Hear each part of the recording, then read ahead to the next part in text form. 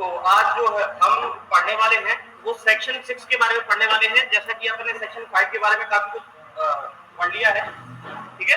Section 5 में हमने देखा कि कैसे पेनिट्रेटिव सेक्सुअल असॉल्ट किसी व्यक्ति के द्वारा किया जाता है। अगर वो 5 की कंडीशंस को मैच करता है तो वो कन्वर्ट हो जाता है एग्रावेटेड पेनिट्रेटिव सेक्सुअल असॉल्ट, है ना। इसके बारे में हमने पढ़ा पॉक्सो 2012। तो यहाँ पर हमने अभी सेक्शन 5 के बारे में देखा। कौन सा चैप्टर था ये? चैप्टर नंबर 2 का सब चैप्टर नंबर बी, ठीक है। तो यहाँ पर हमने क्या देखा? कन्वर्ट हो रही थी सेक्शन 3, जिसके अंदर अगर कोई व्यक्ति पेनिट्रेटिव सेक्सुअल असॉल्ट करता है, आपने देख लिया था इसके बारे में कि सेक्शन 3 की जो कंडीशंस है वहां पर 4 टाइप की बता रखी थी ना। अगर कोई पेनिट्रेट करता है, इंसाइड करता है, मैनिपुलेट करता है या अप्लाई करता है किसी बच्चे के प्राइवेट पार्ट के ऊपर किसी भी तरीके से, अगर यही काम कोई अगर पब्लिक सर्वेंट करे, ऑफिशियल ड्यूटी या प्रोटेक्टेड पर्सन हो, तो प्रोटेक्ट जिसकी ड्यूटी है प्रोटेक्ट करना, ऐसा कोई व्यक्ति अगर ऐसा कोई ऑफेंस कमिट करे तो ऐसी केस में वो एग्रावेटेड फॉर्म बन जाती है।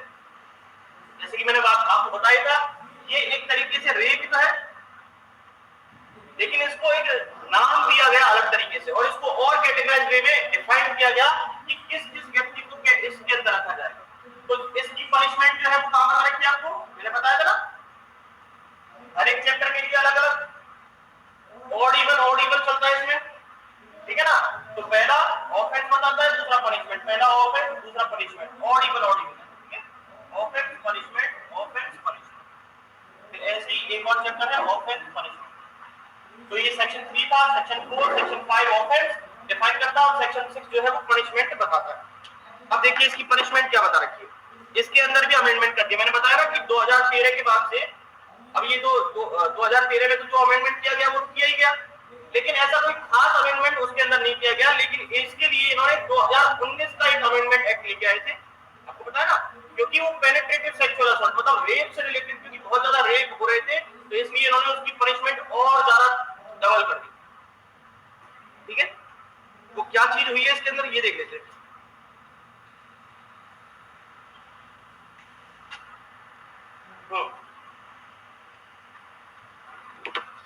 हाँ पढ़िए कीर्ति जी, पढ़िए सेक्शन 6।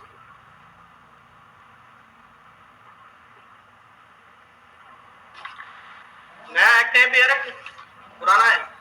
हाँ तो पढ़िए। हाँ पढ़िए। Whoever commits aggravated penetrative sexual assault shall be punished with rigorous imprisonment for a term which shall not be less than 20 years, but which may extend to imprisonment for life, which shall mean imprisonment for the remainder of natural life of that person, and shall also be liable to fine or with death. बस अब देखिए यहाँ पर हमने अभी तक जो पहले पढ़ा था वहां पेनिट्रेटिव सेक्सुअल असॉल्ट हो रहा था, वहां पर ऐसे कोई इधर डिस्क्रिप्शन तो लिखा हुआ था लेकिन रिगरस लिखा हुआ था, डायरेक्ट नहीं लिखा था। यहाँ पर फिक्स कर दिया इन्होंने कि आपको जो पनिशमेंट मिलेगी वो रिगरस ही होगी। और वहां पर कितना बता रखा था? 7 साल का 10 साल में कन्वर्ट किया था ना। अगर वो 16 साल से कम उम्र के बच्चे के साथ करता तो भी फिर 20 साल हो रही थी, लेकिन रिगरस नहीं थी ना वो। अब यहाँ पर जो सिस्टम बनाया इन्होंने कहा कि ये और भी ज्यादा भयानक है जो सेक्शन 3 का ऑफेंस है उससे ज्यादा उन व्यक्तियों के लिए जो जिनकी ड्यूटी थी प्रोटेक्ट करना लोगों को, उन व्यक्तियों ने अगर ऐसा किया। हालांकि ऐसा नहीं है, उसमें बहुत सारे लोग ऐसे भी हैं जैसे कि गैंग रेप के लोग, ऐसा उनकी कोई पब्लिक सर्वेंट थोड़ा थे वो कोई, लेकिन वो बहुत सारे लोग थे जिसका इन्फ्लुएंस उन व्यक्तियों के ऊपर, उस चाइल्ड के ऊपर पड़ रहा था कि वो बच्चा कुछ नहीं कर सकता था। तो मैंने एक तरीका निकाला कि इन्फ्लुएंस बहुत शब्द सटीक बैठता है इस चीज के लिए कि आपको बस ये पता होना चाहिए कि कोई प्रभावित कर रहा है किसी ना किसी तरीके से। और ज्यादा एग्रावेटेड जो सेक्शन 3 का ऑफेंस है उससे ज्यादा बड़ी हरकत की है, उसके अंदर ज्यादा एग्रावेटेड एक्ट किया गया है, तो फिर ऐसी पनिशमेंट उसमें दी गई है। तो क्या बता रखा है इन्होंने? सबसे पहले लिखा है, सबसे पहले क्या लिखा? रिगरस, कठोर कारावास हो, रिगरस इंप्रिजनमेंट होगी जो कि 20 साल तक तो मिनिमम है, मिनिमम 20 ईयर्स। और मैक्सिमम कितना बताया इन्होंने? Maximum life imprisonment. और लाइफ इंप्रिजनमेंट को इन्होंने हाथ किया समझाया भी यहीं पे उन्होंने कहा कि जब तक कि आपकी नेचुरल लाइफ जो है वो खत्म नहीं हो जाती तब तक ऐसा माना जाएगा। Reminder of natural life of that person, जिस व्यक्ति ने, whoever का क्या मतलब था यहाँ पर बताइए, इस whoever का मतलब था जिसने अपराध किया है, जिसने अपराध किया है। वो बता रखा था आपको whoever के पर्सन के बारे में, वो सेक्शन 5 ही तो था। सेक्शन 5 में अलग अलग व्यक्तियों के नाम दर्शित कर रखे हैं। मैंने बताया वो महिला हो सकती है, वो कोई बच्चा हो सकता है, वो कोई चाइल्ड हो सकता है। लेकिन उस सेक्शन 5 की कंडीशन को अगर आता है तो वो whoever कहलाएगा। ठीक है, आगे बढ़िए, आगे क्या लिखा हुआ था। अच्छा, एक और चीज छूट गई इसमें, सॉरी। देखिए, या तो ये पनिशमेंट होगी, ये 20 साल तो मिनिमम, मैक्सिमम जो है वो एलआई हो सकती है, और एंड क्या लिखा हुआ है, फाइन, या उस व्यक्ति से फाइन भी लिया जा सकता है। मैंने बताया था इस फाइन के बारे में। ये फाइन जो है वो प्लस में है, और शब्द का यूज नहीं किया इन्होंने, प्लस है। मतलब ये अगर पनिशमेंट दी जाएगी तो उसके साथ उसको फाइन भी लगाया जाएगा। और साथ ही साथ इन्होंने इसके साथ फाइन का मतलब भी आपको पहले बता दिया था कंपनसेटरी थ्योरी के थ्रू, कि फाइन का मतलब क्या होगा कि जो विक्टिम जिसके साथ ऐसा घटना घटित हुई है उसके लिए जो मेडिकल एक्सपेंसेस है या कोई और चीज है, रिहेबिलिटेशन के लिए जो पैसा लगेगा वो ये फाइन से ही रिकवर किया जाएगा। जैसा कि मैंने आपको एक चीज बताई थी, उन्नाव केस जो था, उन्नाव केस यूपी का केस था, जहां पर उस व्यक्ति के ऊपर जिसने उसे बार बार बेचने की कोशिश करी, 17 साल की लड़की थी ना, वो 2017 का केस था। उस केस में क्या हुआ, उसको एलआई की सजा दी, लाइफ इम्प्रिजनमेंट थी, उसके साथ साथ उसके ऊपर 25 लाख रुपए तक का फाइन लगाया गया था उस केस में। तो वो 25 लाख किस काम आए थे, वो फाइन जो है वो कंपनसेटरी थ्योरी के थ्रू उस महिला को दिया गया। मतलब वो तो मर गई, लेकिन जिनको दिया गया, यहाँ तक समझ में आ गई चीज। फिर इसके अलावा देखो, हमने एक और चीज देखी थी यहाँ पर, ये है डेथ।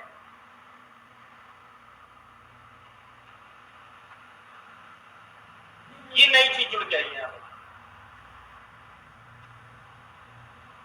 पहले डेथ वाला कंसेप्ट नहीं था इसके अंदर। अब इन्होंने कह दिया कि भाई उस व्यक्ति को कैपिटल पनिशमेंट भी हो सकती है, अगर ईच सिचुएशन पे डिपेंड करेगा, जहां पर लगेगा तो वहां पर कैपिटल पनिशमेंट भी दी जा सकती है ऐसे व्यक्ति। तो ये आपको थोड़ा सा ध्यान रखना पड़ेगा। पहले ऐसा नहीं था, पहले तो केवल 10 साल तक की सजा थी, मतलब मिनिमम 10 साल थी, और मैक्सिमम जो थी एलआई थी, और उसके अलावा फाइन लगाया हुआ था। लेकिन ये डेथ वाला कंसेप्ट नया जुड़ के आया है 2019 में। फिर इन्होंने क्लॉज 2 के अंदर समझा रखा है कि जो ये एक्सपेंसेस जो लिए जा रहे हैं सबसेक्शन 1 में, मतलब फाइन जो फाइन के तौर पर लिया जा रहा है, वो होगा क्या, तो कह रहा है paid to the victim to meet medical expenses, rehabilitation of such victim. ठीक है, तो यहां पर इन्होंने क्या बता दिया, इस विक्टिम को लेकर की चीज बताई कि विक्टिम जो है इसके ऊपर जो एक्सपेंसेस खर्च हो रहे हैं, मेडिकल एक्सपेंसेस और रिहैबिलिटेशन के लिए जो पैसा चाहिए वो फाइन से निकाला जाए। ठीक है, अच्छा, ये तो अपनी बात होगी कंप्लीट। अब यहाँ पर अब हम बात करते हैं चैप्टर नंबर सी के बारे में। चैप्टर नंबर सी, सब चैप्टर नंबर सी, सब चैप्टर सी, चैप्टर नंबर 2 का सब चैप्टर सी। यहाँ पर आ गए 7 और 8। 7 में सेक्सुअल असॉल्ट को डिफाइन कर रखा है, और 8 में क्या बता रखा है आपको, उसकी पनिशमेंट क्या होगी।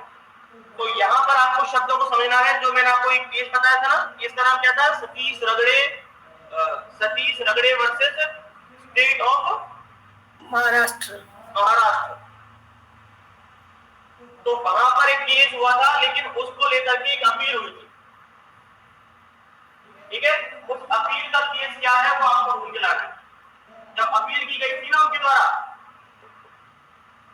मैंने आपको वो केस की सिचुएशन समझाई थी। स्किन टू स्किन वाला केस है, उसको बोला भी इसी नाम से जाता है, स्किन टू स्किन कांटेक्ट के नाम से जाना जाता है। वो फेमस ही इस वजह से हुआ था केस, क्योंकि वहां पर जो हाई कोर्ट के जस्टिस थे, मतलब जो महिला जज थी, उन्होंने कहा कि भाई साहब, अगर कोई ऐसा ऑफेंस किसी व्यक्ति महिला के साथ किया जाता है, किसी बच्चे के साथ किया जाता है, और वहां पर उस ऑफेंस में क्या हो रहा है कि अगर वो स्किन, मतलब उसके जो हाथ है उनमें अगर ग्लव्स नहीं है, कोई कपड़े नहीं पहन रखे, तब हाथ लगाता है ना, ब्रेस्ट के लगाना, उसने ब्रेस्ट के हाथ लगाया था, तो वहां पर उसको क्या, ये सेक्शन 7 के अंदर नहीं आएगा, ये तो 354 ए में जाएगा।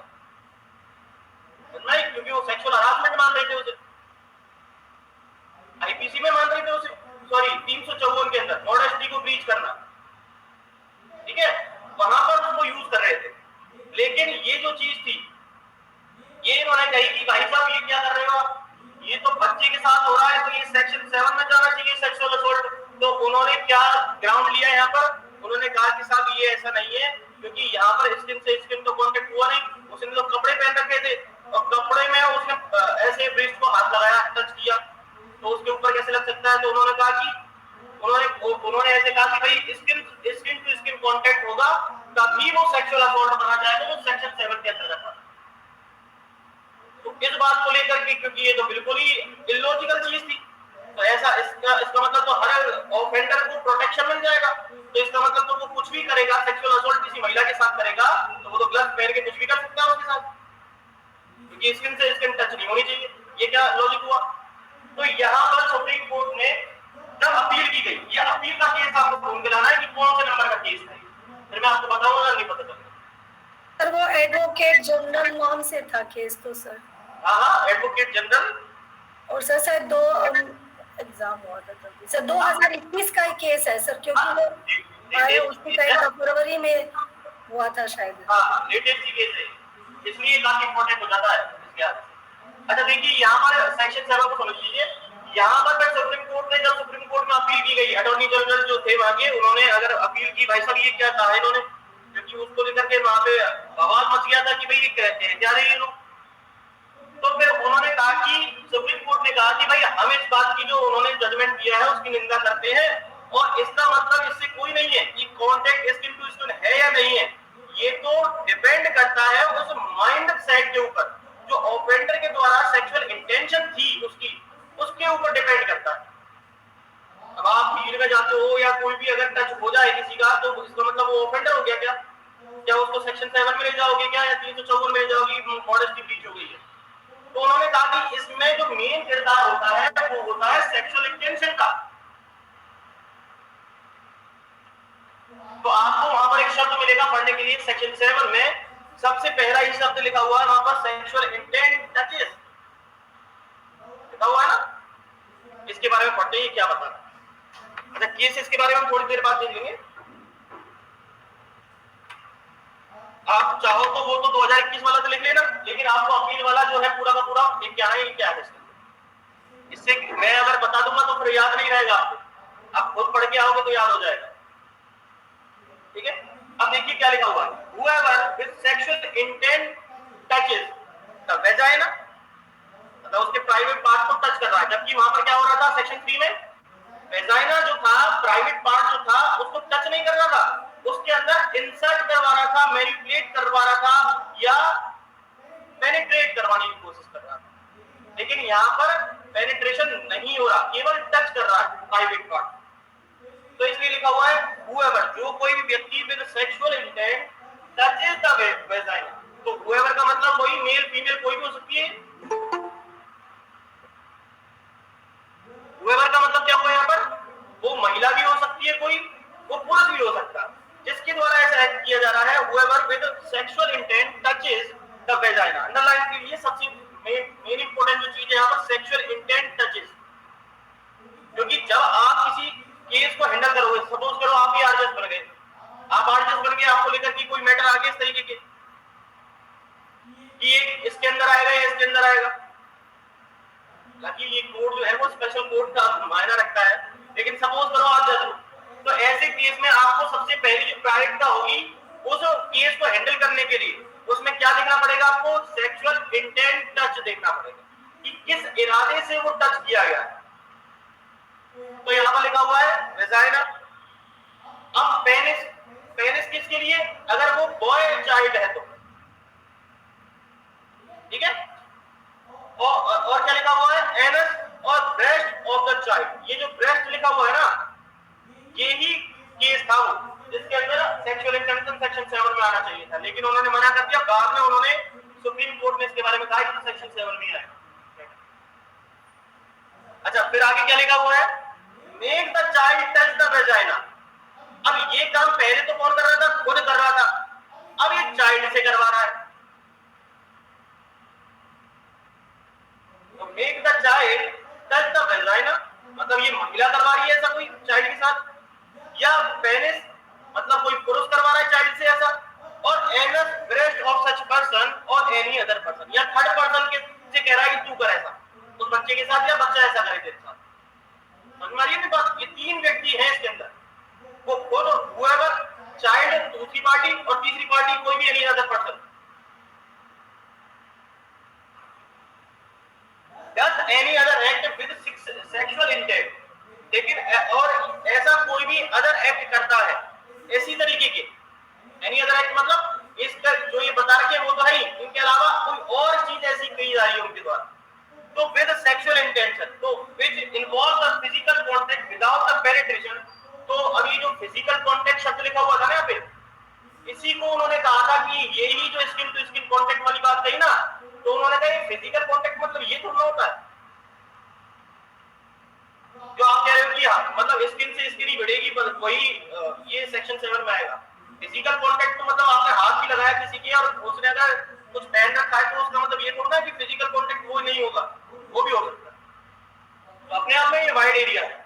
तो कहा है यहाँ पर, लेकिन यहाँ पर लिखा हुआ है विदाउट पेनिट्रेशन, अंडरलाइन करें इस शब्द को, यही इंपॉर्टेंट शब्द है यहाँ पर, जो सेक्शन 3 में, सेक्शन नंबर 3 में और सेक्शन नंबर 7 में डिफरेंस बताता है। Without penetration is said to commit a sexual assault, मतलब जहां पर पेनिट्रेशन नहीं हो रहा, केवल टच किया जा रहा है ना, सेक्सुअल इंटेंशन से, तब तो वो सेक्शन 7 में आएगा। और देखो टच तो मैनिपुलेट कर रहा था, तो टच कर रहा था ना वहां पे भी, बोलिए जो सबसेक्शन 3 था उसका, सेक्शन 3 का 3 क्लॉज था, उसमें क्या लिखा हुआ था, manipulate manipulate the part of the body of the child, ऐसा लिखा हुआ था ना वहां पे। तो वहां पर क्या था, एक तरीके से फिजिकल कांटेक्ट करने की कोशिश कर रहा था, लेकिन वहां पर उसका इरादा क्या था, सेक्सुअल इंटेंशन का, उसे पेनिट्रेट करने का। शब्दों को ध्यान से पढ़ो, समझो इनको। तो वहां पर पेनिट्रेशन के इरादे से उसे टच कर रहा था, लेकिन यहाँ पर विदाउट पेनिट्रेशन लिखा हुआ है, ठीक है। अगर पेनिट्रेशन होगा तो सेक्शन 3 होने चाहिए।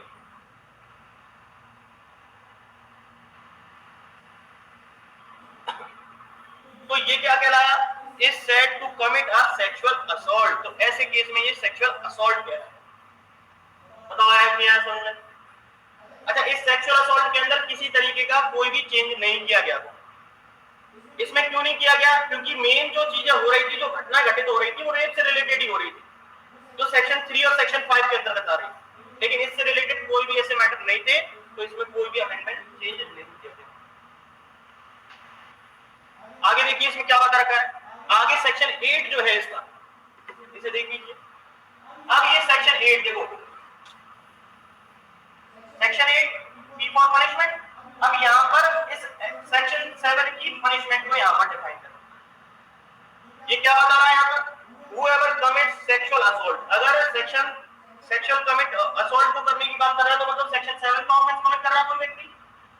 तो जब कोई व्यक्ति सेक्शन 7 का ऑफेंस करेगा तो शैल बी पनिश्ड। कभी भी ऐसा लिखा आता है कि कभी भी कहीं पर जब पनिशमेंट की लायबिलिटी ठहराई जाती है, मे बी पनिश्ड लिखा आता है कि कभी, तो हमेशा ही शैल बी पनिश्ड होते हैं। इसका मतलब आपकी लायबिलिटी अराइज की गई है उस चीज को लेकर के, और वो कंपल्सन होती है। कभी पनिशमेंट डिस्क्रिशनल पावर होती है किसी की, क्योंकि वहां पर कानून ये तय कर रहा है कि आपने अगर ऐसा ऑफेंस कमिट किया है तो आपको ये सजा भुगतनी ही पड़ेगी। तो इसलिए हमेशा शैल बी पनिश्ड लिखा है, shall be punished with the imprisonment of either description. Underline करें ईदर डिस्क्रिप्शन। अच्छा बताओ फिर से कीर्ति जी बताओ, कहां पर बता रखा है ईदर डिस्क्रिप्शन क्या होता है? सर 4 में लिखा हुआ है। नहीं 4 में तो है, क्या होता है ये either description? Sir simple imprisonment भी हो सकता है, रिग्रेस भी हो सकता है। तो it's a description of the court, मतलब पनिशमेंट तो होगी लेकिन डिस्क्रिप्शन कोर्ट के ऊपर है कि वो सिंपल दे या रिग्रेस दे। लेकिन ये बता कहां रखा है किसी ने? 53 सेक्शन नंबर 53, जहां पर काइंड ऑफ पनिशमेंट की बात की गई है। क्या लिखा हुआ है? For a term which shall not be less than 3 years. तो यहाँ पर अपराध अगर किसी व्यक्ति के द्वारा किया जाता है किसी महिला के बच्चे के साथ, तो वहां पर 3 साल की सजा होगी। और ये कितनी कैसी है? Minimum, not less than 3 years, इससे कम नहीं होगी, बट विच में be extend to the 5 years. और मैक्सिमम क्या होगी इसकी? 5 साल। अब इन चीजों में कंफ्यूज मत रहना कि भाई यहाँ पर ये 3 साल दे रखी है, 5 साल दे रखी है, इसका मतलब मिनिमम तो 3 साल तो होगी ही होगी। अब ये कोर्ट पे डिपेंड करता है वो रिगरस दे या उसको सिंपल पनिशमेंट दे। अब ये डिपेंड ये भी करेगा कोर्ट के ऊपर ही कि वो 4 साल की पनिशमेंट दे, 3 साल की दे, लेकिन वो 5 साल से ज्यादा की नहीं दे सकता। ठीक है, तो ये मेरी बात है। इसके अलावा क्या लिखा हुआ है? एंड देखो यहां पर भी फाइन प्लस में ही है फाइन, मतलब जब भी वो ऐसी सजा देगा उसको, तो फाइन भी उसके साथ साथ उसके ऊपर इम्पोज करेगा ही करेगा।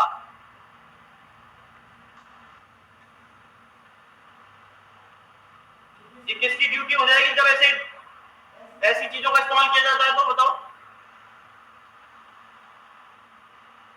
किसकी ड्यूटी होगी ऐसा फाइन इम्पोज करना?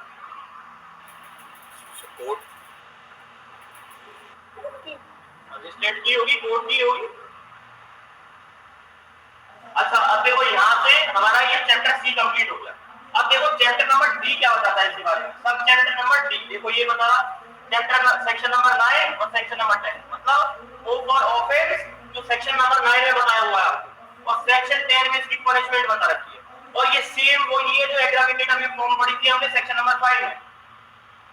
बस फर्क कितना है इसमें? ये विदाउट पेनिट्रेशन है सेक्शन नंबर 9, और सेक्शन नंबर 5 जो था वो विद पेनिट्रेशन था, क्योंकि वहां पर सेक्शन 3 इन्वॉल्व था ऑलरेडी उस सेक्शन 5 में। नहीं बात, लेकिन यहाँ पर क्या है, जब सेक्शन नंबर 9 की बात की जाएगी तो उसके साथ कौन सा सेक्शन जुड़ेगा? Section number 7। तो जब भी सेक्शन 7 की बात होगी, तो जैसे मैंने आपको बताया कि पेनिट्रेटिव सेक्सुअल असॉल्ट कन्वर्ट कब होगा एग्रावेटेड पेनिट्रेटिव सेक्सुअल असॉल्ट में, तो फिर वो सेक्शन 3 से 5 की बात हो गई, सेक्शन 3 से 5 की बात हो गई। लेकिन जब आपसे यही चीज असॉल्ट के बारे में पूछ ली जाए कि कब सेक्सुअल असॉल्ट कब वो कन्वर्ट होगा एग्रावेटेड सेक्सुअल असॉल्ट में, तो फिर वो 7 से लेकर के 9 तक की सेक्शंस के बारे में आपसे बात करना चाह रहा है। मतलब सेक्शन 9 की कंडीशन पूछना चाह रहा है और सेक्शन नंबर 7 की डेफिनेशन पूछना चाह रहा है। हमारी बात पहले तो आपको ये बताना पड़ेगा कि भाई सच में ये सेक्सुअल असॉल्ट होता क्या है, फिर उसके बाद उसकी कंडीशन में अगर ये व्यक्ति आ जाते हैं जो नाम के व्यक्ति सेक्शन 9 में बता रखे हैं, तो उसका मतलब वो अपने आप ही ऑटोमेटिकली कन्वर्ट हो जाएगा किसमें? एग्रावेटेड सेक्सुअल असॉल्ट में। क्लियर? अब देखो इसमें कुछ लोगों के बाद नाम बता रखे हैं, उनको देख लीजिए। सबसे पहला तो लिख रखा है whoever being a police officer, हम पहले पढ़ चुके हैं इसके बारे में। पुलिस ऑफिसर के ज्यूरिसडिक्शन की पूरी चीज वही है।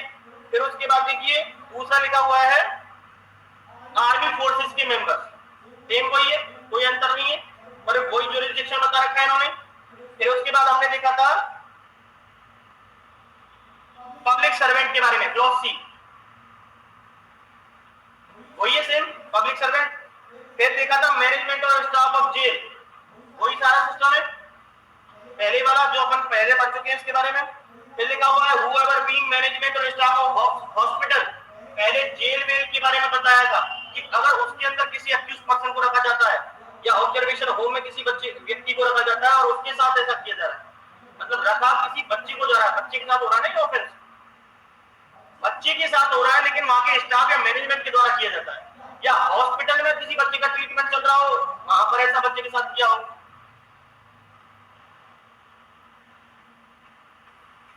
ऐसे ही देखो एफ पॉइंट, अच्छा ई रह गया, ई नाम का पॉइंट जो था उसमें गवर्नमेंट हॉस्पिटल की बात होती है। अब एफ नाम का पॉइंट जहां पर मैनेजमेंट और स्टाफ ऑफ एजुकेशनल इंस्टीट्यूशन, शब्दों में आपको बस कितनी सी याद रखनी है कि जहां पर ऐसा लिखा हुआ हो कि उसी इंस्टीट्यूशन में किया गया हो, तब तो उस इंस्टीट्यूशन के अंदर किया गया है, तब तो वो एग्रावेटेड फॉर्म हो जाएगी। लेकिन अगर उसके बाहर का कहीं किया गया है किसी आम आदमी के द्वारा, तो वो उसके पास इन्फ्लुएंशियल पावर नहीं आएगी ना वहां पे, तो फिर वो कन्वर्ट नहीं होगा, फिर वो उसमें सेक्शन 7 का ही रोल रहेगा। ये चीज मैं पहले ही डिस्कस कर चुका हूं आपसे। फिर यहाँ पर बता रखा है आपको गैंग सेक्सुअल असॉल्ट के बारे में। अगर मान लो बहुत सारे लोग मिलकर के किसी चाइल्ड के साथ अगर कोई ऑफेंस कमिट करते हैं और वो भी गैंग में, तो ये पूरा का पूरा वही डिफाइन कर रखा है कि फर्दर इंटेंशन, मतलब सबकी इंटेंशन कॉमन होनी चाहिए। सेक्शन 34 ऑफ आईपीसी कहता है ना इसके बारे में।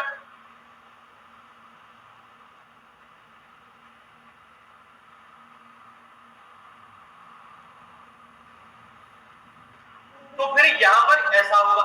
फिर इसी तरीके से अगर ये सेक्सुअल असॉल्ट किसी व्यक्ति के द्वारा चाइल्ड के साथ जब किया जाता है, तो वहां पर अगर deadly weapons, fire, heated substances, वही प्रोविजन, कोई डिफरेंस नहीं है इसमें भी। फिर उसके अलावा अगर ऐसा सेक्सुअल असॉल्ट करते हुए उस बच्चे को किसी तरीके का ग्रीवियस हर्ट किया गया है, जान को खतरा हो गया उसकी को, या कोई बॉडली हार्म पहुंचाया गया है, इंजरी या injury to the sexual organ of the child. देखो ध्यान रखना, पेनिट्रेशन नहीं हो रहा है, केवल टच करने के आधार पर ही उस बच्चे के साथ कोई ऐसी हरकत की है, उसने कोई ऐसा एक्ट किया है जिसकी वजह से उसे इंजरी हो रही है बच्चे को।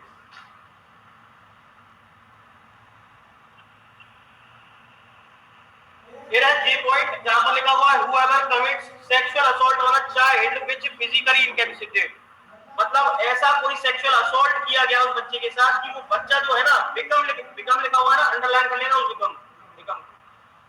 बिकम, वो बच्चा जो है क्या हो गया, पागल हो गया, मेंटली इनकैपेसिटेट हो गया या फिजिकली इनकैपेसिटेट हो गया, मतलब अब कोई काम का ही नहीं रहा वो, क्योंकि वो रेगुलर जो टास्क है उनको करने में असक्षम हो गया। और ये कौन से एक्ट में बता रखा हो, मेंटल हेल्थ एक्ट के सेक्शन नंबर 2 क्लॉज 1 में बता रखा है कौन सी स्थिति ऐसी मानी जाती है। क्या दूसरा बता रखा, unable to perform regular task और टेम्परेरी और परमानेंट। आगे देखिए, आपको पता ही है कि सेक्सुअल असॉल्ट जब किया जा रहा है, देखो टच तो कर रहा है ना, अब ये टच करने से केवल वो कुछ ऐसी कोई चीज उसके साथ करता है जिसकी वजह से उस बच्चे के कोई तरीके की बीमारी लग जाती है, और वो बीमारी छोटी मोटी नहीं है, या तो HIV का रोग है या कोई ऐसा वायरस उसके अंदर डाला जा रहा है उसके किसी प्राइवेट पार्ट से, जिसके अंदर वो बच्चा ग्रसित हो जाए, इन्फ्लिक्ट हो जाए उस चीज से, ठीक है ना, ऐसी कोई चीज उसके अंदर डाली जा रही है और जिससे वो परमानेंटली टेम्पररी तरीके से डिसेबल हो गया है, रेगुलर टास्क अपने कर नहीं पा रहा। सेम वही कंडीशन है। फिर के पॉइंट देखिए, के में क्या बता रखा है, के में कह रहा है कि अगर मान लो कोई मतलब मेंटली और फिजिकली तौर पर चाइल्ड जो है पहले से ही ग्रसित है, तो उसका एडवांटेज लिया जा रहा है और फिर उसके साथ सेक्सुअल असॉल्ट किया जा रहा है, ठीक है।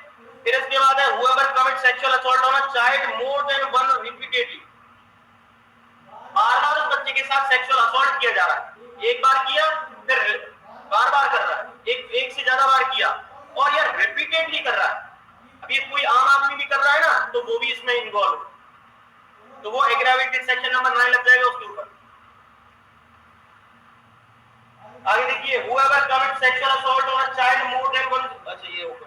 इसके बाद है whoever commit sexual assault on a child below the 12 year, अपन ये पहले पढ़ चुके हैं ना, सेम वही कंडीशन है, कोई फर्क नहीं इसमें भी।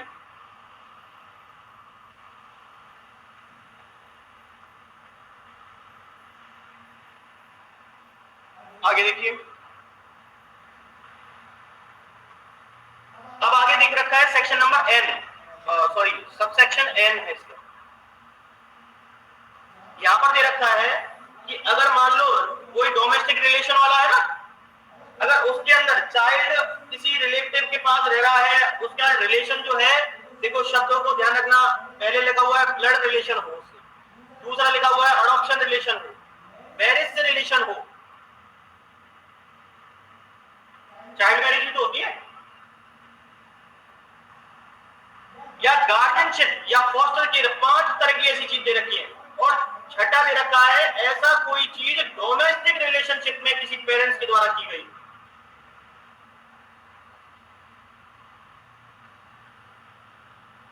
पॉइंट्स का ध्यान रखना, वो अगर घुमा फिरा करके कोई क्वेश्चन करेंगे तो ऐसे तरीके से आ सकता है आपके सामने।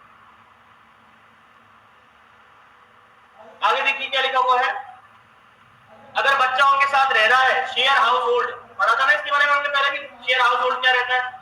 तो अगर उसके अंदर बच्चे के साथ अगर कोई इसी तरीके का कोई ऑफेंस किया जाता है, जिसको अपन क्या बोल रहे थे, सेक्शन नंबर 7 का ऑफेंस उसके साथ किया जाता है, डोमेस्टिक रिलेशन में अगर रह रहा है वो बच्चा, तो फिर वो एग्रावेटेड हो जाता है, क्योंकि जब वो परिवार में सुरक्षित नहीं है तो फिर कहां सुरक्षित होगा, तो उनकी ज्यादा लायबिलिटी बनती है ना उसको लेकर के, इस तरीके से।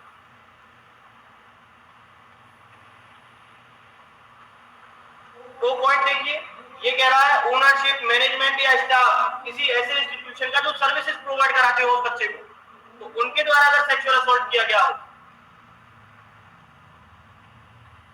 ऐसे ही जिस चाइल्ड की अथॉरिटी इंचार्ज किसी को बनाया गया हो, ट्रस्ट की पोजीशन हो और उसके द्वारा सेक्सुअल असॉल्ट किया जाता है किसी इंस्टीट्यूशन में, होम में, चाइल्ड के घर पे या एनीवेयर एल्स, जैसे कि ट्यूशन टीचर हो गए ना, ट्यूशन टीचर जो है वो अपने या तो घर बुलाएगा या बच्चे के घर पे जाता है। अब मान लो बच्चा सपोज करो अकेला है वहां पे और उस बच्चे के साथ कुछ ऐसा एक्ट किया जाता है उसके द्वारा, लेकिन वो सेक्सुअल रिलेशन में तो नहीं है, किसी तरीके की डोमेस्टिक रिलेशन में है क्या उससे, लेकिन वो सर्विसेज दे रहा है ना अपनी, या तो सर्विस दे रहा है ऐसी, या वो अगर सर्विस के थ्रू अगर ऐसा कुछ कर रहा होता तब तो वो ऊपर वाले में चला जाता, किसी इंस्टीट्यूशन के थ्रू होता तो। लेकिन अगर वो खुद है और अगर वो यहाँ पर या कहीं और जगह पे करता है, जैसे कोर्ट ने कोई इंचार्ज बना दिया हो, करते ना ऑफिशियली इंचार्ज बना देते हैं, तो उनके द्वारा अगर किसी बच्चे के साथ ऐसा किया जाता है तो फिर वो इस ग्राउंड में आ जाएगा, वो एग्रावेटेड कहलाता है। सर जैसे बस का ड्राइवर इसी में आएगा क्या? हाँ बस तो जैसे स्कूल बस का ड्राइवर से जयपुर में एक आया था ऐसा मामला, तो उसमें स्कूल बस के ड्राइवर को बहुत बच्चों के साथ उसने ऐसे किया, तो फिर बाद में पकड़ा गया। बस का ड्राइवर, ऑटो का ड्राइवर भी सब आ जाएंगे, क्योंकि अगर उसके ऊपर ट्रस्ट किया जा रहा है तो भाई उसको जिम्मेदारी सौंप दी आपने कि भाई तेरे को हमारा स्कूल से बच्चा लेकर के यहाँ छोड़ के आना है, घर पे छोड़ना है, घर से तेरे को यहाँ से लाना है, उस पर ट्रस्ट करेगा हमने, और उस व्यक्ति के द्वारा ऐसा किया जाता है।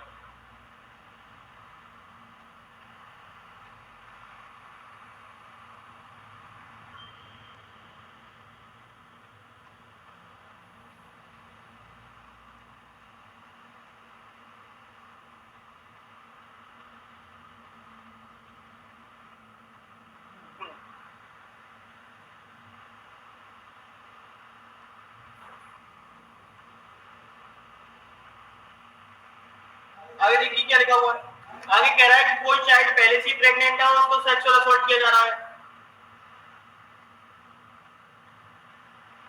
ठीक है, और इसके अंदर फिर कम्युनल और सेक्रेटेरियल वो ये लिखा हुआ है सेक्सुअल असॉल्ट तो उस बच्चे के साथ किया है, पेनिट्रेशन नहीं हुआ, सेक्सुअल असॉल्ट तो किया है, और सेक्सुअल असॉल्ट करने के बाद उस बच्चे का मर्डर कर रहा है या अटेम्प्ट टू मर्डर कर रहा है।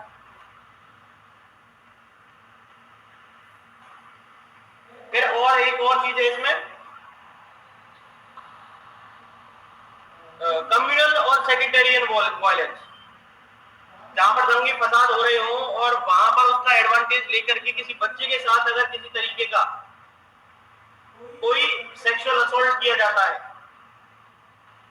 क्योंकि वहां पर पहले से डर की स्थिति बनी हुई है ना, उसको डराने की बहुत जरूरत थोड़ा है, अब वो एडवांटेज ले रहा है उस चीज का।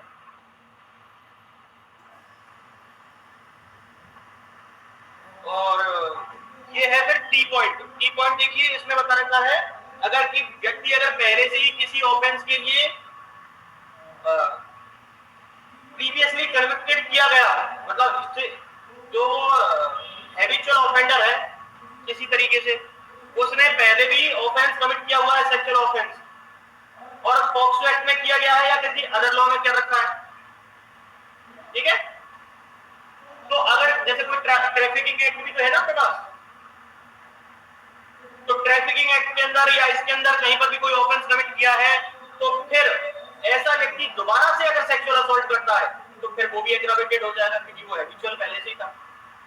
और इसी तरीके से whoever commits sexual assault on a child, अच्छा ये हो गया, इसके अलावा है sexual assault on a child or make the child to strip parade naked in a public is to said commit aggravated sexual assault. मतलब अगर मान लो बच्चे के साथ सेक्सुअल असॉल्ट किया जा रहा है और उसे घरे उसके अंदर खड़ा कर दिया जाता है पब्लिक के सामने, उसके कपड़े उतार करके या कुछ भी ऐसी उसके साथ किया गया, तो वो भी एग्रावेटेड फॉर्म कहलाती है। ठीक है। और इसके अलावा एक और चीज लास्ट जुड़ी हुई थी इसमें जो नहीं आई है इसके अंदर, वो है बी पॉइंट। इसके अंदर कुछ चीजें जोड़ी गई हैं। यू नाम के बाद, हाँ, यू के बाद ये दूसरा पॉइंट जोड़ा है बी नाम से। यू के बाद बी एक नया है अमेंडमेंट के थ्रू। उसमें क्या लिखा हुआ है, whoever persuade, induce, entices or coerce the child, मतलब उस बच्चे को उकसाया जा रहा है, भड़काया जा रहा है या उसके साथ उत्पीड़न किया जा रहा है किसी तरीके का, to get, administer or administer direct anyone to administer, या तो वो खुद ऐसा कर रहा है, एडमिनिस्टर मतलब किसी तरीके की मैनेजमेंट या व्यवस्था की जा रही है किसी चीज के लिए, direct to animal administered, help the getting administered any drug, hormone, any chemical substance to the child with the intent such child attain early sexual maturity, मतलब उसको कोई ऐसे ड्रग या केमिकल दिए जा रहे हैं जिससे वो बच्चा जो है ना वो जल्दी से जल्दी क्या हो जाए, मैच्योर हो जाए, उसके जो सेक्सुअल ऑर्गन्स जो टाइम पर होने चाहिए थे डेवलप, वो पहले ही हो जाए उसकी एज से पहले। इस तरीके की अगर उसे कोई चीज दी जा रही है तो वो भी सेक्सुअल असॉल्ट में माना जाएगा, एग्रावेटेड फॉर्म मानी जाएगी।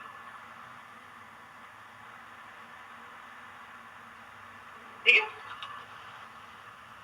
तो ये आपका सेक्शन नंबर 9, क्योंकि अपन ने पहले ही पढ़ लिया था तो अब इस पे ज्यादा टाइम क्यों वेस्ट करें।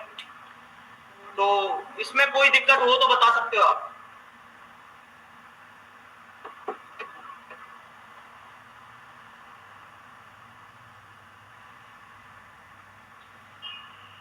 कोई दिक्कत कहीं पे? हाँ, कोई दिक्कत आए तो पूछ लेना।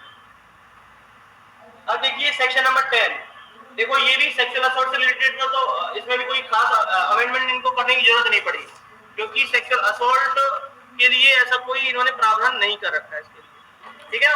तो यहाँ पर क्या बता रखा है, सेक्सुअल असॉल्ट के लिए बता रखा है whoever, कोई भी व्यक्ति जो सेक्शन 9 में बता रखे हैं, जो भी व्यक्ति जो सेक्शन नंबर 9 में बता रखे हैं उनके द्वारा सेक्शन नंबर 7 का ऑफेंस कमिट किया जाता है। ठीक है। तो फिर shall be punished with the imprisonment of either description for a term, इसमें भी shall not be less than 5 year. देखो अभी अपन ने क्या पढ़ा, 3 से 5 साल का पढ़ा था ना, जहां पर सेक्शन नंबर 7 का ऑफेंस कमिट कर रहा था कोई व्यक्ति, तो वो कितना था, 3 साल मिनिमम की, मैक्सिमम की 5 साल। लेकिन यही काम किसी ऐसे व्यक्ति के द्वारा किया जाता है जो सेक्शन नंबर 9 में बता रखे हैं। तो अगर सेक्शन नंबर 9 की व्यक्तियों के द्वारा अगर ऐसा कोई ऑफेंस कमिट किया जाता है जो उसमें परिस्थितियां बताई गई उसके अकॉर्डिंग किया जाता है, तो फिर उस केस में कितनी साल सजा हो जाएगी, मिनिमम तो होगी 5 साल की सजा। कितनी? 5 साल, 5 ईयर। और जो मैक्सिमम है ना वो कितनी है, 7 ईयर। 7 ईयर ये मैक्सिमम।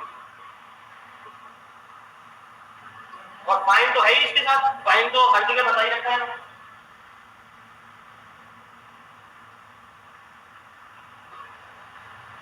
आगे समझिए, कोई दिक्कत? अब देखो इसका चैप्टर नंबर 3 जो आपको 11वां और सेक्शन नंबर 12 के बारे में बताता है, ये क्या बता रहा है, इसको देखो। ये आपको सेक्सुअल हरासमेंट के बारे में बता रहा है। ऐसा ही आपको सेक्सुअल हरासमेंट के बारे में आईपीसी में बता रखा है, वो इन जनरल था। ठीक है, क्या था, इन जनरल, मतलब वो हर किसी के ऊपर, अगर किसी के साथ भी सेक्सुअल हरासमेंट होता है तो वो हर किसी के ऊपर लागू हो रहा है। लेकिन ये स्पेसिफिक है तो चाइल्ड से रिलेटेड है, तो कुछ स्पेसिफिक चीजें बता रखी है। देखिए क्या बता रहा है, sexual harassment, a person is said to commit a sexual harassment. कब कहा जाएगा कि किसी व्यक्ति ने कोई सेक्सुअल हरासमेंट किया है, तो कह रहा है अपॉन अ चाइल्ड के साथ किया है, when such person with a sexual intent. तो मेन इंपॉर्टेंट क्या चीज है यहाँ पर, मेन इंपॉर्टेंट चीज है यहाँ पर सेक्सुअल इंटेंशन। ये सेक्सुअल इंटेंशन जरूरी है सेक्शन 11 के लिए। क्या जरूरी है, सेक्सुअल इंटेंशन जरूरी है, इसके बगैर सेक्शन 11 लागू नहीं होगा। देखिए क्या बता रहा है, अटर एनी वर्ड, आप अटरिंग कर रहे हो किसी तरीके की शब्दों का, इस तरीके से यूज कर रहे हो, मतलब जैसे गाली गलौज कर रहे हो, कोई ऐसे तरीके से बोल रहे हो, या कोई तरीके का साउंड निकाल रहे हो। देखो ये शब्द बहुत इंपॉर्टेंट है, इनमें से ऑप्शन दिया जाएगा आपको, इन्हें शब्दों के आधार पर ही कोई ऑब्जेक्टिव टाइप का क्वेश्चन बन जाएगा आपके सामने। अटरिंग करना, साउंड निकालना किसी तरीके का, आवाज इस तरीके की निकाल रहे हो जिससे क्या है, सेक्सुअल वो सेड्यूस हो रहा है बच्चा, सेक्सुअल इंटेंशन के लिए, आपकी इंटेंशन सेक्सुअल है उसको लेकर। या क्या कह रहा है, मेक एनी जेस्चर, किसी तरीके का इस तरीके का जेस्चर कंडक्ट करते हो आप उसके सामने, किसी तरीके का व्यवहार जेस्चर बनाते हो कि जिससे उस बच्चे को सेक्सुअल हरास किया जा सके।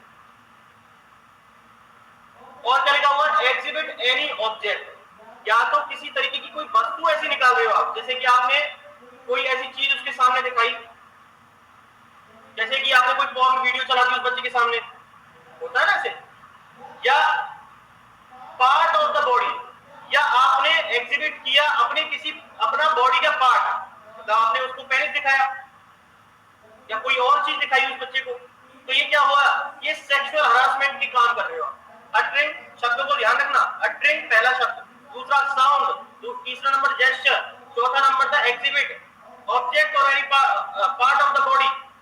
और ये किस वजह से किया जा रहा है, with the intention that such word sound shall be heard, मतलब ऐसे वर्ड को वो सुने या साउंड को सुने या ऐसा जेस्चर देखे या ऑब्जेक्ट या कोई बॉडी पार्ट जो है उसको बच्चा देख सके, इसलिए ऐसा कार्य कर रहे हो आप। लेकिन किस इंटेंशन से, ये तो इरादा है आपका कि वो देखे, लेकिन ये सब काम आप सेक्सुअल इंटेंशन की वजह से करते हैं। तो ये पहला सबसेक्शन जो है आपका क्या बताता है, सबसेक्शन 1 का, ये जो सब क्लॉज 1 है ये क्या बता रहा है आपको, अगर ऐसी कोई भी चीज होती है तो वो सेक्सुअल हरासमेंट के सेक्शन 11 के अंतर्गत आ जाएगी, और ऐसे व्यक्ति को section number 12 P for punishment यहां पर दी जाएगी। समझ में आया कुछ, क्लियर है ना, सिंपल सी। आगे देखिए, ऐसे लिखा हुआ है, makes a child exhibit his body,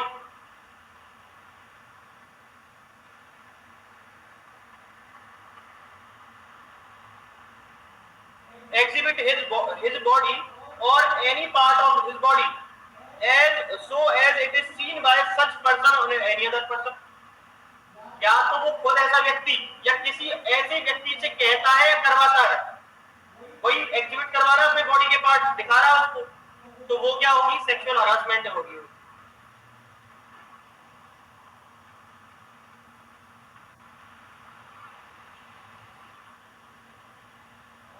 यहाँ पर सॉरी, ये जो है ना वो व्यक्ति नहीं दिखा रहा है, वो उस बच्चे से कह रहा है, मेक द चाइल्ड लिखा हुआ है, make the child exhibit his body, मतलब वो चाइल्ड जो है अपनी बॉडी के पार्ट्स उसको दिखा रहा है, लेकिन ऐसा वो करने के लिए कह रहा है, कोई व्यक्ति या कोई अन्य किसी व्यक्ति को ऐसा कह रहा है कि भाई उसके बॉडी पार्ट देखने के लिए, तो ये भी सेक्सुअल हरासमेंट है।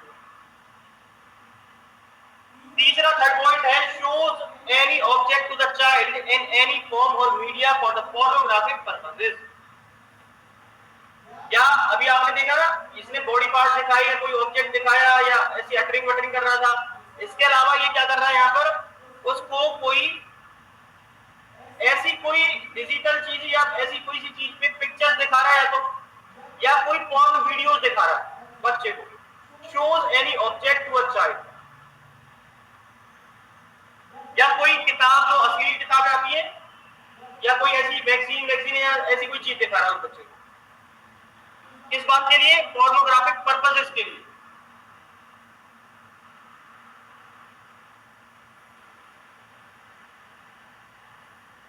फिर फिफ्थ पॉइंट जो कह रहा है, रिपीटेडली और कंस्टेंटली फॉलोज और watches the contact a child either directly through electronic और डिजिटल एनी अदर मींस। देखो ये क्या होता है कि जैसे डिजिटल मीडिया आजकल फेसबुक है, इंस्टाग्राम है और व्हाट्सएप है, वो क्या कर रहा है, उसे लगातार फॉलो कर रहा है, उसकी इंटेंशन थी सेक्सुअल इंटेंशन, उस चाइल्ड को लगातार फॉलो कर रहा है वो, ठीक है, और रिपीटेडली ऐसा काम कर रहा है, कॉन्स्टेंटली उसे फॉलो कर रहा है और उसे वॉच कर रहा है, ठीक है, क्यों कर रहा है, कॉन्टेक्ट अ चाइल्ड, और या वो किसी चाइल्ड से कॉन्टेक्ट करना चाहता है डायरेक्टली और इनडायरेक्टली, किसी इलेक्ट्रॉनिक माध्यम से, डिजिटल माध्यम से या किसी अदर तरीके से भी ऐसा करना चाहता है तो वो भी क्या कहलाएगा, लेकिन उसका इंटेंशन क्या था, सेक्सुअल इंटेंशन था, तो फिर वो भी चीज सेक्सुअल हरासमेंट है। भाई आप किसी का पीछा करोगे या तो डरोगे कि आपको मारना चाह रहा है, या वो सेक्सुअल इंटेंशन से अगर पीछे घूम रहा है किसी के, तो ये भी तो सेक्सुअल हरासमेंट ही हो ना उस बच्चे का। ऐसे फिर है फिफ्थ पॉइंट जो बता रहा है threatening to use in any form of media real fabricated depiction through the electronic film, digital or any other mode or any part of the body of the child, involvement of the child in a sexual act। ये क्या कह रहा है, ये कह रहा है कि मान लो कोई बच्चे के साथ उसको धमकी दे रहा है कि मैं तुम्हारी जो पिक्चर है ना उसको किसी व्यक्ति के साथ या तो न्यूड करके दिखाऊंगा, ऐसे एडिटिंग कर लेते हैं ना फोटोज के अंदर या वीडियोज के अंदर, कुछ ऐसी चीज कर लेते हैं, या उसकी कोई वीडियो बना के रख रखी हो उसने, यहाँ पर इसलिए लिखा हुआ है या तो रियल में ऐसी वीडियो हो उसकी, कोई जैसे वॉशरूम के अंदर कोई लगा रखा हो कैमरा और उसने उसकी वीडियो बना ली हो, या तो ऐसा हो, या लिखा हुआ है फैब्रिकेटेड। फैब्रिकेटेड का क्या मतलब हुआ कि डुप्लीकेट कोई चीज बना, उसने दूसरी एडिटिंग करके उसका चेहरा लगा दिया हुआ, और क्या कर रहा है, डिपिक्शन कर रहा है, मतलब उसका वर्णन कर रहा है, उसे प्रदर्शित कर रहा है लोगों के सामने, इस बात की उसे धमकी देता है कि मैं तुम्हारी वीडियोस लीक कर दूंगा, वायरल कर दूंगा। ये क्या हुआ, ये भी सेक्सुअल हरासमेंट हुआ।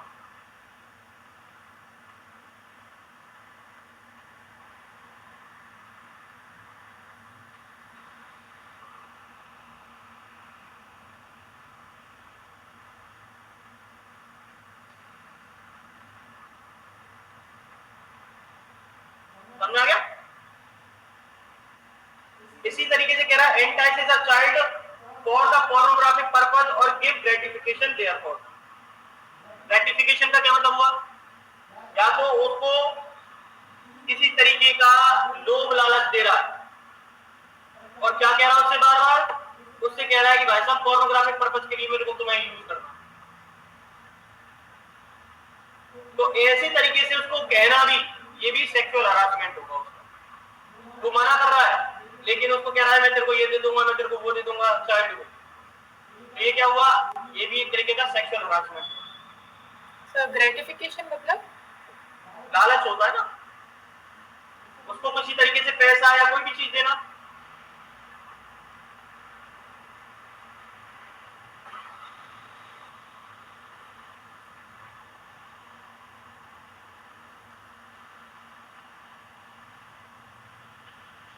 अच्छा यहाँ पर एक्सप्लेनेशन में भी ये साफ साफ लिखा हुआ है, एक्सप्लेनेशन देखो इसका क्या लिखा हुआ है, any question which involve the sexual intent shall be in a question of fact। तो सुप्रीम कोर्ट ने भी ये कहा,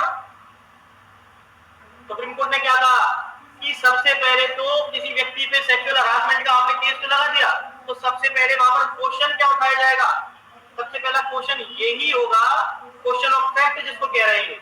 ये कह रहे हैं कि सबसे पहला क्वेश्चन वहां पर यही उठाया जाएगा कि क्या उस व्यक्ति की जो ऐसा एक्ट कर रहा है क्या उसकी सेक्सुअल इंटेंशन थी उसको लेकर के। समझ बात, ये कहना चाह रहा है।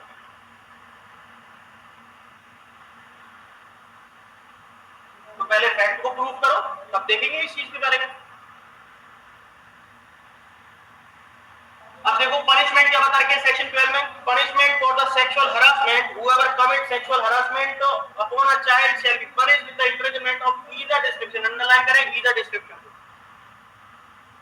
देखो ज्यादातर सारी जगह पे either description ही लिखाया हुआ है और दूसरा फाइन भी लिखाया हुआ, तो ये तो इस एक्ट के अंदर कंपलसरी है फाइन और either description। बस एक ही जगह पे था सेक्शन 5 में जहां पर रिगरस इम्प्रिजनमेंट डायरेक्ट बोली थी।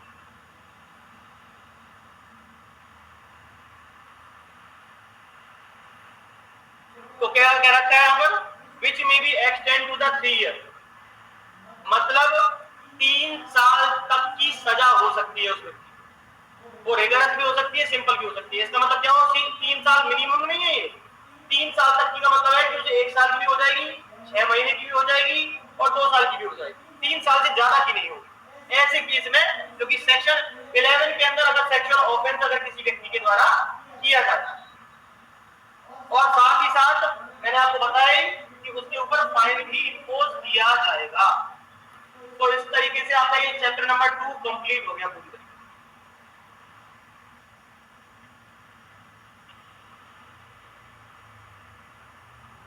अब बताओ यहां तक कोई दिक्कत किसी तरीके की? क्लियर?